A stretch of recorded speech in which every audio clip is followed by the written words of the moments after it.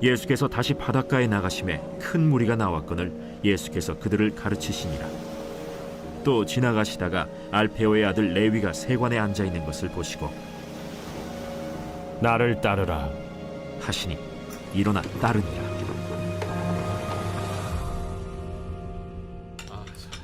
그의 집에 앉아 잡수실 때 많은 세리와 죄인들이 예수와 그의 제자들과 함께 앉았으니 이는 그러한 사람들이 많이 있어서 예수를 따름이러라. 바리새인의 서기관들이 예수께서 죄인 및 세리들과 함께 잡수시는 것을 보고 그의 제자들에게 어찌하여 세리 및 죄인들과 함께 먹는가? 예수께서 들으시고 그들에게 이르시되 건강한 자에게는 의사가 쓸데없고 병든 자에게라야 쓸데있느니라.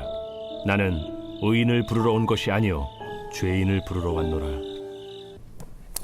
할렐루야. 네, 이른 새벽 우리 주님 전에 오신 믿음의 성도님들 환영하고 축복합니다. 네, 오늘은 사순절 4일째 되는 날입니다. 성경에서 예수님을 만나면 사건이 일어납니다. 예수님을 만나기만 하면 어떠한 일들이 일어나죠. 생명을 살리든 일이든 귀신이 쫓아가는 일이든 논쟁을 하는 일이든 어떠한 일들이 일어납니다. 여러분, 우리는 그 사건을 하나하나 깨달아가면서 이 사순절을 보내게 되는 것이죠. 그래서 우리는 더욱 더 가까이 십자가로 가까이 가게 되는 것이죠. 그러나 우리의 끝이 십자가가 결코 아닙니다. 우리의 끝은 부활하신 예수 그리스도를 만나는 겁니다. 그래서 그 죽음의 권세를 이기고 승리하신 예수님을 우리가 최종적으로 만나는 겁니다. 그것이 바로 우리가 사순절을 보내는 목적입니다. 오늘 본문의 말씀으로 은혜를 나눕니다. 예수께서 바닷가를 거닐고 있었습니다. 갈릴리 바닷가였죠. 2장 13절의 말씀에 예수께서 다시 바닷가에 나가심에 큰 무리가 나왔거늘 예수께서 그들을 가르치시니라. 그러다가 또 지나가시다가 알페오의 아들 레위가 세관에 앉아 있는 것을 보시고 그에게 이르시되 나를 따르라 하시니 일어나 따르니라. 이렇게 말씀합니다. 이 예수님이 바닷가를 거닐다가요, 사람들에게 가르치기도 하고 이렇게 쭉 이렇게 바닷가를 가는데 알페오의 아들 레위를 바라보았다라는 것이죠. 예수님은 어떤 마음으로 이 레위를 바라보았을까요? 여러분, 우리가 세상을 바라볼 때에 우리가 어떤 가치관을 가지고 있느냐에 따라서 보는 것이 다르게 보일 거예요. 아마 많은 사람들이 이 세관에 앉아있는 레위를 보면서 세속적인 사람이다, 인색하고 모지른 사람이다, 돈밖에 모르는 사람이다, 이렇게 바라볼 수 있었습니다. 하지만 예수님께서는 레위의 그 마음을 바라보셨다라는 거예요. 그의 억눌림을 바라보셨고 그의 갈급함을 바라보셨고 그가 세간에 왜 앉아 있었는지 우리는 그 사연을 모르지만 예수님은 그 사람을 어떻게 이해하고 바라보셨는지에 대해서 오늘 성경은 말씀하고 있는 겁니다. 예수님은 우리 사람들을 어떻게 이해하고 바라보고 계셨을까? 이 오늘 성경 본문의 말씀에서 알페오의 아들이라고 했습니다. 또한 알페오의 아들 레위라고 이름을 했습니다. 사실 우리가 또 마가복음에서 레위라고 하는 이 사람은요, 마태복음에서 나오는 마태를 의미하는 겁니다. 이 레위가 세간에 앉아 있는 것을 보시고 라고 하면 우리가 사실 세간이라고 하면 좀 큰 건물을 좀 생각을 할 거예요. 그런데 이 세간이라고 하는 것은 큰 건물이 아니라요, 당시 세리들은요 그냥 책상을 하나 놓고 이 돈하고 장부만 있을 뿐이지 이 세간이라고 하는 큰 건물이 아닙니다. 그냥 이 바닷가에서 책상을 얹어 놓고 이 돈과 장부를 가지고 그렇게 세리 일을 하고 있었다라는 것이죠.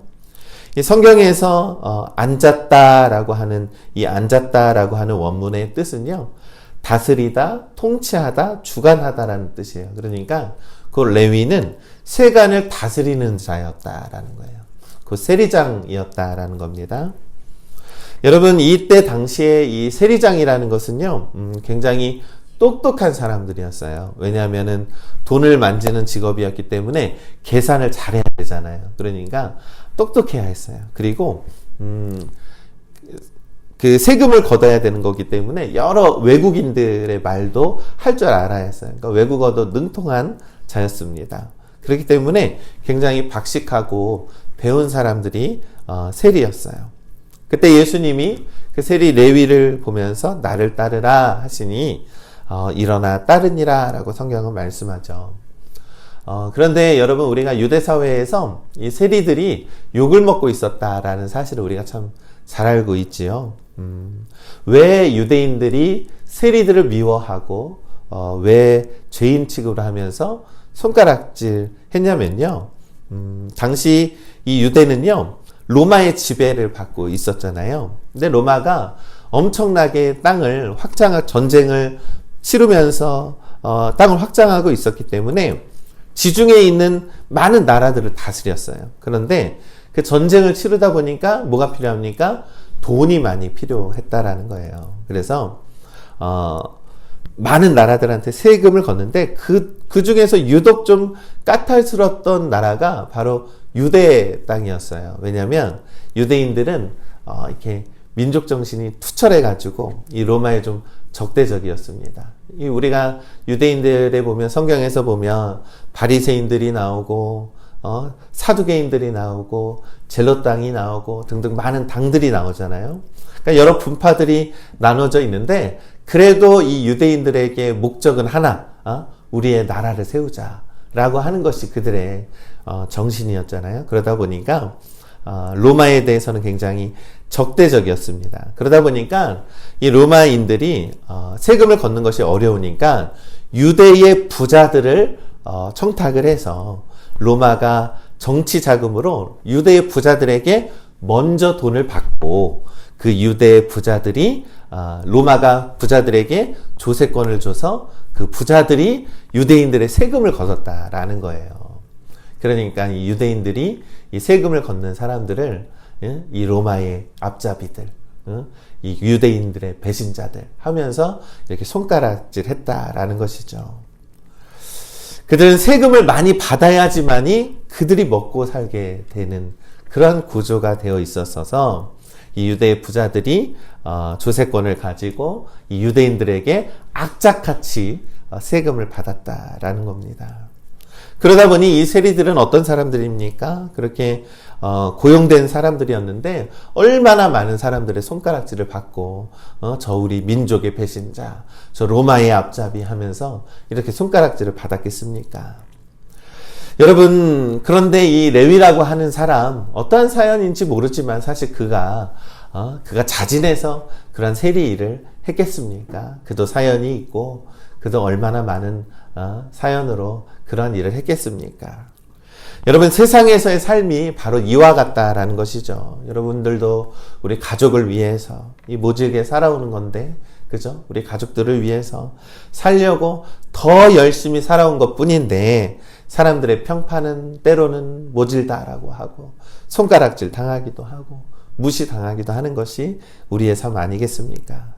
그래도 그 굴욕을 다 참아가면서 살아왔던 우리의 삶이 바로 우리의 인생과 같다라는 것이죠. 이 레위 역시 그의 삶은 공허했다라는 거예요. 누구와도 마음 터놓을 사람 하나 없었고 얘기할 사람 없었고 엄청 쓸쓸한 삶을 살았다라는 겁니다. 그런 예수님께서 그런 레위에게 그의 마음을 보시고 나를 따르라. 너 외롭게 모질게 그렇게 돈만 만지면서 살지 말고 나와 함께 가자. 내가 너의 벗이 되어 줄게. 그리고 나와 함께 의미 있는 일을 하면서 우리 하나님 나라의 일을 하면서 삶을 살아가자 라고 그렇게 예수님이 부르신 겁니다. 여러분, 예수님의 마음이 좀 느껴지시지요? 예수님은 레위의 마음을 보셨다라는 거예요. 그 마음의 상처를 보셨고 그 마음의 노고와 고단함과 공허함을 보셨다라는 겁니다. 여러분, 우리도 이처럼 사람을 바라볼 때에 겉과 보여지는 것을 보는 것이 아니라 한 사람의 마음을 바라보는 우리 믿음의 성도들 되시길 간절히 소망합니다. 여러분, 한 사람 한 사람 사연이 없는 사람 없고요. 한 사람 한 사람 눈물 없는 사람 없습니다. 그러니 우리가 한 사람을 바라볼 때에 긍휼한 마음으로 그 사람의 속마음을 바라봐 주시기를 간절히 소망합니다. 예수님께서는 그러한 마음으로 우리를 바라보십니다. 우리의 마음을 바라보시고요. 우리의 사연을 바라보시고요. 우리의 눈물을 바라보고 계십니다. 결국 이 사람은 일어나서 예수님을 따릅니다. 오늘 이 마가복음에서 말하는 이 알페의 아들 레위는 바로 마태라는 겁니다. 여러분, 이 마태는 예수님의 참된 제자가 되죠.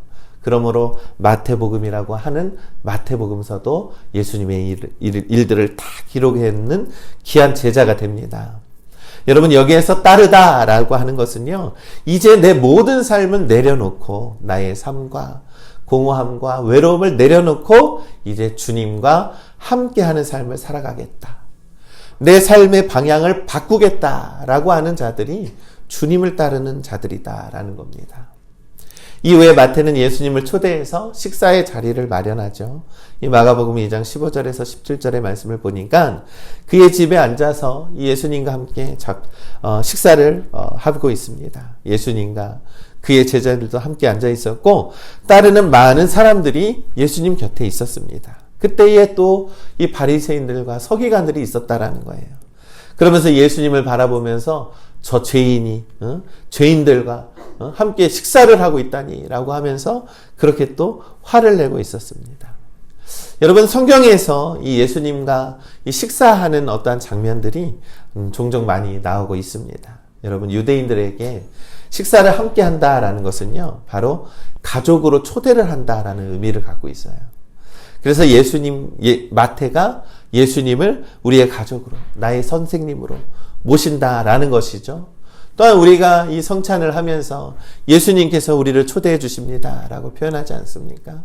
예수님이 식사의 자리로 초대해 주신다라는 것은요, 우리를 한 가족, 한 공동체로 삼아 주신다라고 하는 의미를 가지고 있습니다. 여러분, 우리나라 사람들에게 이 밥은 굉장히 진심이 담겨 있잖아요. 저도 정말 참 생각을 하면 할수록 신기하더라고요. 우리가 미안하다, 사과할 때도 우리 밥 한번 먹어요. 이렇게 표현을 하고요. 고마울 때도 내가 밥 한번 살게. 이렇게 표현하죠. 좋아하고 사랑하는 사람이 생겨도 우리 밥 먹읍시다 라고 표현을 합니다. 여러분, 이처럼 우리나라 사람들에게 이 밥 먹자라고 하는 것이 이렇게 의미가 있듯이 예수님께서는요, 그렇게 우리들을 불러주고 계시다. 나와 함께 먹자. 나와 함께 가자. 나와 함께 살자라고 하는 것이죠.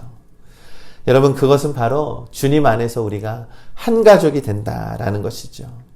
여러분, 이 밥을 함께 먹는 것은 우리가 마음을 나누는 것과 같은 것이죠. 여러분, 우리가 식구들과 밥을 먹는 것은 마음을 나누는 것이지 않습니까? 그러니 우리가 예수님과 함께 밥을 먹는 것은 예수님 앞에서 함께 마음을 나누고 예수님과 함께 살아가는 것을 의미하는 것입니다. 사랑하는 우리 믿음의 성도 여러분, 이때 서기관들이 어찌하여 예수가 죄인들과 함께 밥을 먹느냐라고 했을 때 예수님께서 마지막 17절에서 이렇게 말씀하죠. 건강한 자에게는 의사가 쓸데없고 병든 자에게라야 쓸데있느니라. 나는 의인을 부르러 온 것이 아니요 죄인을 부르러 왔노라. 아멘. 여러분, 이제 이 말씀이 어떤 뜻인지 의미가 이해가 가시죠? 여러분, 예수님을요, 여기서 말하는 죄인은요, 마음이 억눌리고 마음이 외롭고 마음이 힘들고 보잘것없고 너무나도 긍휼함이 필요한 자를 들어서 바로 우리들을 들어서 초대하고 있다라는 거예요. 나는 너희들처럼 겉으로만 경건한 사람이 필요한 것이 아니다. 나는 우리의 마음속에 슬픔이 있고 눈물이 있는 자들을 구원하기 위해서 내가 왔노라 라고 말씀하고 있습니다. 그것은 왜 그렇습니까? 예수님께서 우리들의 마음을 보고 계시기 때문입니다. 주님은 우리의 마음을 보십니다. 여러분, 우리의 마음에 있는 모든 사연과 모든 아픔을 보시고 예수님은 우리를 초대하십니다. 주님은 나를 제자로 초대하시고 주님을 나를 한 식구로 초대하십니다. 그러니 우리가 주님께 나아가 주님과 함께 먹고 살아가는 우리 믿음의 성도님들 되시기를 간절히 소망합니다.